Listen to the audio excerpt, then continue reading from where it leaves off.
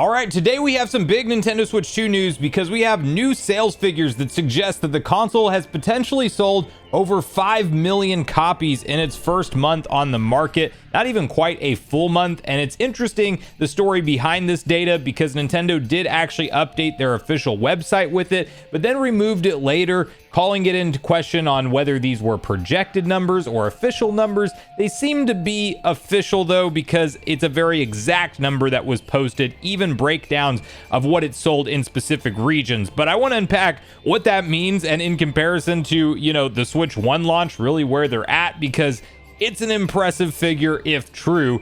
Then we do have some exciting confirmation around Donkey Kong Bananza and the development team behind it, in addition to a whole host of new gameplay footage. We're not going to spoil anything in this video. I do want to dive into some of the new stuff in Donkey Kong Bananza. I also know that it's so close around the corner on July 17th that I don't personally want to be spoiled on too much more on the game, but there was some hands-on preview events. People are saying very good things about it, and we do have confirmation of the team that is developing it. Then we have an official announcement of WWE 2K25 headed to Nintendo Switch 2 with content and feature parity to the current generation versions of those games, which is definitely a good thing, and some unfortunate news attached with it as well in terms of how it's being sold physically. Then we have a fun story from Sega and some comments around Nintendo's role in the gaming industry as a whole, as well as some of the expectations on what Nintendo would do in their hybrid generation, which, well, now we know that they're just kind of blowing things out of the water in terms of success. But we'll break down all of this information. Before we do, make sure you like, subscribe, and turn on your bell notification to join Sunbro Nation if you're new here. And I want to first kick this off right over at My Nintendo News, where you can see the following article, which outlines Nintendo has now sold over 5 million Nintendo Switch consoles worldwide. Nintendo has revised its sales figures for the Nintendo Switch 2, and it has revealed that the system has now surpassed 5 million units sold worldwide, which is an impressive figure. Nintendo has revealed that the console sold the most amount of units in the Americas, which led to sales of approximately 1.8 million units sold. The Americas are followed by Japan with 1.47 million, Europe with 1.18 million, and other regions at 0.55 million units. For perspective, the original Nintendo Switch console sold 2.74 million units during its first month on sale.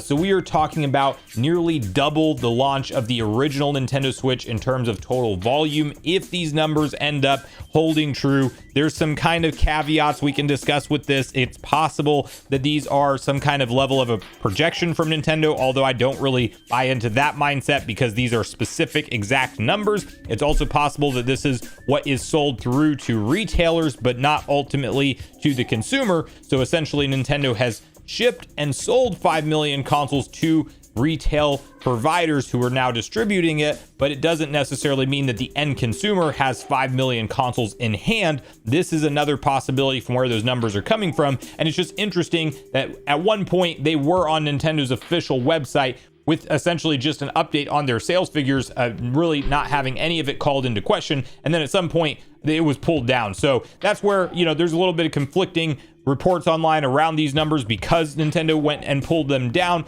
Is it because they were inaccurate? Is it because they were estimates? Or is it because Nintendo just wasn't ready to reveal this yet and somebody kind of pulled the trigger a little bit early? With the exact figures that are on screen here, though, that we just broke down, I tend to believe that these are at least close to exact numbers from what Nintendo has officially sold of the console. And we're talking about this being a historic console launch. It's already the fastest selling console ever in history. And you think of, what the Switch did in its life cycle, and it's literally performing at double pace essentially from that console hardware. And, there's no telling, obviously, once the core fan base goes and picks this thing up, the 150 million plus Switch owners, a certain percentage of them have had that console for a long time. They've been very ready to upgrade. And so it's like a no-brainer day one decision for them to go rush out and find a Switch 2 when it's available. It remains to be seen what the health of the sales will look like as that initial wave of consumer demand is met, and what does it look like year 2 and year 3. And that's really where we're going to start to see kind of if this is going to be projected to be another all-time 100+ million seller, kind of like some analyst firms are reporting right now. We've talked about those on prior videos, but we have really some crazy numbers, like by 2029, 100+ million units forecasted from this, from that DFC Intelligence, which is one of the biggest firms that's out there. Is that accurate? Is it not? We have to wait and see, clearly. But in terms of the start of the sales and the momentum out of the gate, you cannot deny that Nintendo has not created a really historic moment here. And while it is still a hard console to find, restocks are happening semi-frequently, and they really are living up to at least some level of their promise of their way that they're combating scalping this console launch with the generation is actually to just flood the market and come as close to meeting consumer demand as possible, because there are definitely more units of the Switch 2 out there than we have historically seen on other high demand console launches. So big news for Nintendo, big exciting news for us fans, because at the end of the day, a successful console generation is going to translate to a longer life cycle with many more games that have larger budgets and things like that. So I'm personally here for the ride. I've very much enjoyed my time with the Switch 2 so far, and here's hoping the progress from here in terms of sales numbers stays steady for Nintendo with the Switch 2 performance. So next up, we have a big update around Donkey Kong Bonanza. A whole host of new information is out there in terms of previews. If you really want to dive into all of that, we'll have some footage from different outlets on screen and also their full videos credited in the description down below under the sources section, should you want to watch more of that. But one really interesting tidbit of information that came out from some of these preview sessions was the following. Over at Go Nintendo, you can see Nintendo confirms that Super Mario Odyssey team developed Donkey Kong Bonanza. From mushrooms to bananas, Nintendo has been keeping the development team behind the upcoming Donkey Kong Bonanza a well-guarded secret since the game's initial reveal. Although many speculated that the game resembled the work of the devs behind 2017 Super Mario Odyssey, we didn't have any confirmation of that theory until now. During a recent preview event for Donkey Kong Bonanza, Nintendo finally revealed that the team behind the game is in fact EPD, specifically the portion of Nintendo EPD which was responsible for the aforementioned Super Mario Odyssey. This is the same team who worked on Super Mario 3D World plus Bowser's Fury. More recently, Donkey Kong Bonanza marks the team's first major new project since 2017. As many speculated, this would also explain the lack of brand new 3D Mario games in the intervening years. It remains to be seen if EPD has been working on a new Mario game simultaneously, or if a new team might take up the reins for that project. Either way, we can now at least put to rest questions of who's behind Bonanza. Look forward to seeing the fruits of their labor when the game drops on July 17th, 2025. So this is interesting because we actually talked about that rumor from somebody that stemmed from the Kiwi Talks podcast, that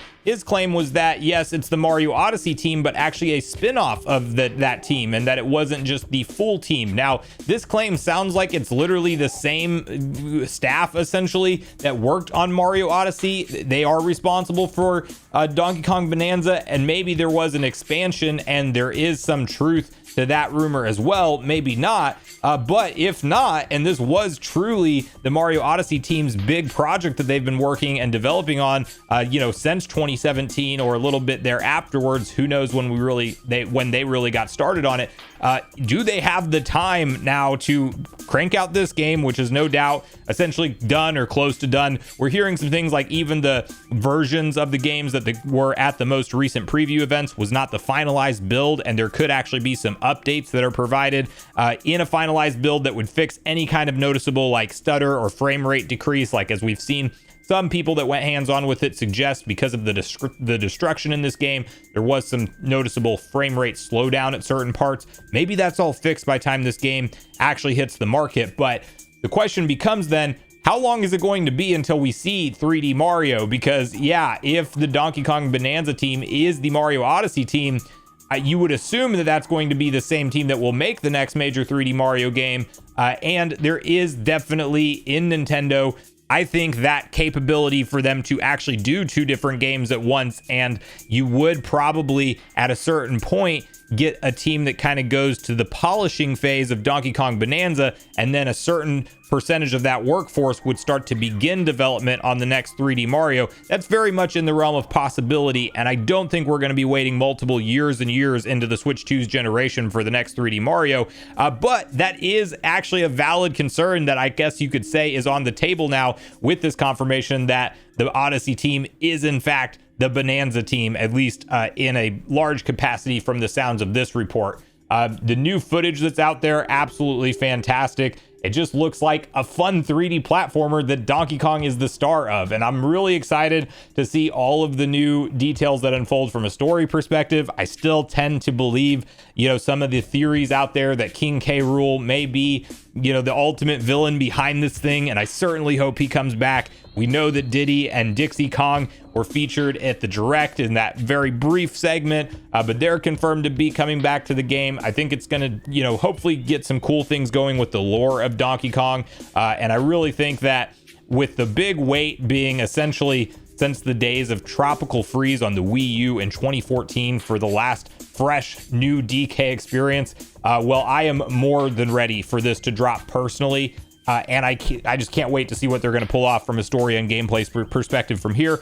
And it's going to be the first big Nintendo Switch 2 generation exclusive game that's single player focused, because Mario Kart World, while you can have hours and hours of fun in single player mode, obviously hopping into online mode or playing with friends is a big selling point for that game. So I can't wait to dive into my first single player focused Nintendo developed Nintendo Switch 2 experience on July 17th. We'll definitely be making a video on it, so get subscribed for that if you're not already. But from there, we are going to hop over to VGC, where they have the write-up on WWE 2K is coming to Switch 2 later this month. The Switch 2 version will include the Island mode found on other current gen console versions.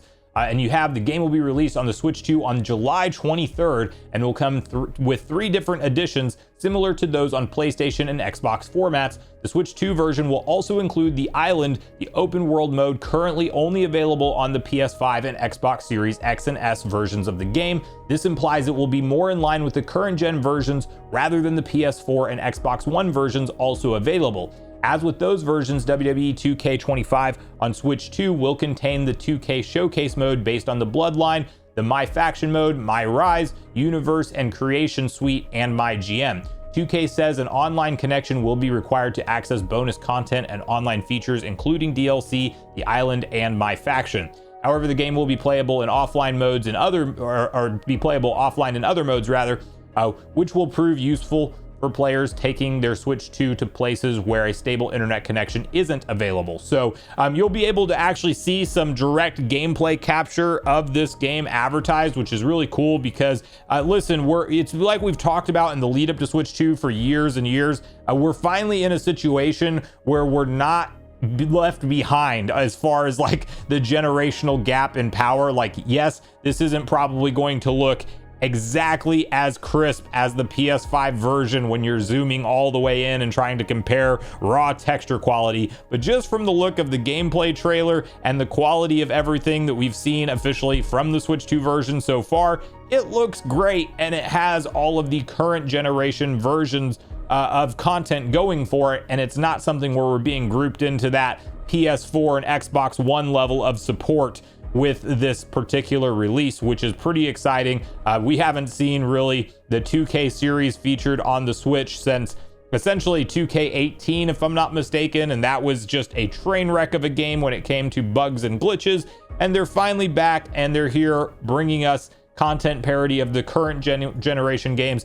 And maybe we are finally starting to get into that season where companies don't have to hold back all these announcements for Nintendo's presentations, and we will start getting these one-off announcements of new third-party content coming to the platform, which is kind of the more exciting thing for me overall, because while I am a WWE fan in a big way in general, I definitely don't play the games to, like on their yearly releases and stuff. Like, I do check them out occasionally, but it's just not something that, the franchise feels very similar year over year, let's say, in general. I haven't gone out of my way to really, look into all the changes in the recent years, but maybe I'll pick this one up and talk about it on the channel or something like that. It is actually out in the month of July, which is when the month we are in right now, which is absolutely crazy, and July 23rd to be exact. But if you are a physical collector, you may want to know this about it, which is also outlined over from the My Nintendo News article, which says WWE 2K25 for Nintendo Switch 2 retail box art states code in a box. And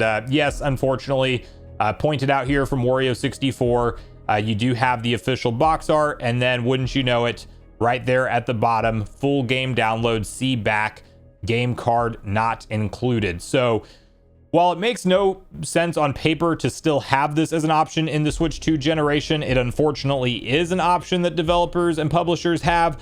The game key card, things people are already not a fan of, although it should have at least fixed this problem, which is just, yeah, you have a cartridge that you could at least resell that game, and it still has some value as being a physical copy because you can go resell it. It just needs to download the data from a server. Well, in a one-time code redemption situation, you can never resell that game, and you might as well just download it from the eShop unless you really, really want that box for some reason in your collection. So this was an unfortunate situation. We found out with Split Fiction and EA publishing that one, that they actually just gave us a code in a box for that awesome game. I mean, great reviews. I haven't checked it out myself, but same team behind It Takes Two, and great good news situation with that coming to Switch 2 all the way around. And we find out, no, it's a download code in a box, so physical collectors kind of getting screwed on that one. And unfortunately, I just hope we don't see too many code in a box situations. I'm not a fan of the game key card, but I'm more of a fan of it than a code in a box. I just think that there's no point to have a retail copy if that's all it is. But that is the case with WWE 2K25, unfortunately, so maybe something to be aware of if you are planning on picking up this game. Okay, and quickly to close this out here, we have kind of a cool headline and a story from the Sega president, once big rivals with Nintendo, now saying Sega president, Nintendo has been playing an amazing role with games and hardware. You have the Game Business website published an exclusive interview with Suji Utsumi, CEO of Sega of America and Sega of Europe, and the COO and president of Sega Corporation. The interview is an extensive one and well worth checking out if you have a passing interest in the long-running developer and publisher. Mitsuru Yusumi was asked about the console business and growing threat of both PC and mobile devices. He said that he is concerned about this as his background has been launching beloved consoles such as the PlayStation and Dreamcast, though he admits that Nintendo has been playing an amazing role launching both critically acclaimed games and impressive hardware. Since I was a member of PlayStation launch team, I have big attachments to the console business, he told us. And Nintendo has been playing an amazing role. Jesus, they made the great contribution to this area. I didn't expect Switch 1 to be that successful. Nobody did. But the big, huge trend is PC with its global market reach, and mobile, of course, which is getting better and better in terms of graphics. So one, there was a lot of doubt around the Switch 1 launch clearly we were coming off the heels of the Wii U, which was just a total console flop from a hardware sales perspective for Nintendo's dedicated home hardware. That did not look good at all. The 3DS was vastly more successful, but also not the strongest handheld generation for Nintendo by a long shot. And there was just uncertainty and questions around Nintendo. Are they going to bounce back in a big way with the Switch 1 launch, or are they going to fail? And as the Sega president pointed out there, nobody really expected the Switch 1 to be that successful. And he's just very happy to see Nintendo kind of continuing to evolve and compete in this space. No doubt, like, we're getting more and more games that are just going multi-platform. Microsoft's definitely going headfirst into a non-exclusive type of business. Player games on anywhere, just basically use the Xbox PC app, and it's going to be very similar to the Xbox console experience. In fact, I think their next box that they're going to sell for your living room connection is going to feel like a Windows PC, but just dressed up with the Xbox Play Experience app as its kind of default home menu pop-up. That's kind of the direction that a lot of stuff is going. Sony's releasing stuff day and date on PC in some cases, or a delayed release afterwards. And Nintendo's still out here kind of fighting the good fight of traditional console exclusives and them holding, they're all of their IP to their platform only. And will that continue to be successful for the long haul? Well, if they can keep selling us the hardware that is required to play those games, then yes, I do believe that with the success of the Switch 2, it doesn't look like it's going the opposite direction so far. But let me know in the comments down below what you make of all the different stories we talked about today. What are your thoughts on Nintendo potentially hitting that 5 million plus number for Nintendo Switch 2? What do you think about the Donkey Kong Bonanza team essentially being the Odyssey team, and what do you think that means for the next 3D Mario and maybe the time frame that we will see that game hit? Are you personally interested in WWE 2K25 for Switch 2, or is that code in a box physical option a deal breaker for you? And what do you think about Sega's comments around Nintendo and their place within the market right now? So Make sure you share all your thoughts and feelings in the comments down below before you leave, regardless if we agree or disagree. Also, make sure you like, subscribe, turn your notification bell. And with that, I've been Sunbro, you've been Nation. Thanks so much for watching, and I'll see you guys in the next video.